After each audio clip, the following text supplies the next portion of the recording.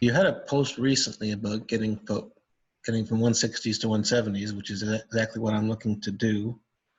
Can you expand a little more on some of those points?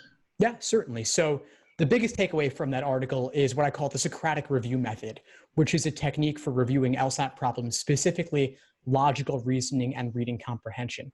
So I find that review is too often the most overlooked part of the LSAT prep process. Reviewing specifically, let's talk about logical reasoning, for example. You want to look at where your misunderstanding is stemming from. Was it the stimulus, the question stem, or the answer choices? If it was the stimulus, what about the stimulus made it confusing? Was it the topic? Was it the way they presented the conclusion and the evidence? Was there filler? Were there confusing indicator words, or were there no indicator words altogether? Do you have to link together conditional statements that are presented out of order? Those are the kinds of things that LSAC can do to ramp up the difficulty level of a logical reasoning question, an argument in particular. Then you might look at the question stem.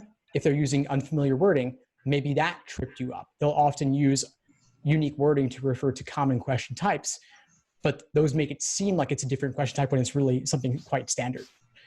And then the answer choices in particular, you want to look at what was tempting about the wrong answer choice that made you pick it, and what ultimately makes it wrong.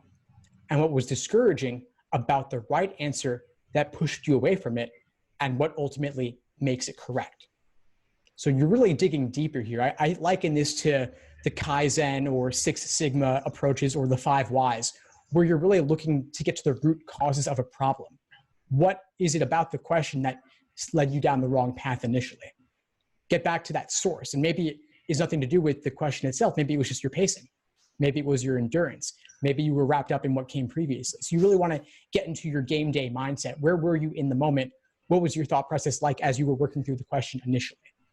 And keeping a mistake journal to actually articulate this all and write it down is really useful. And of course, you could talk it over with a coach or a tutor or a study buddy, but you want to get out of your own head with this, because it's too easy to say, I get it now, and move on after looking at the correct answer or looking at an explanation.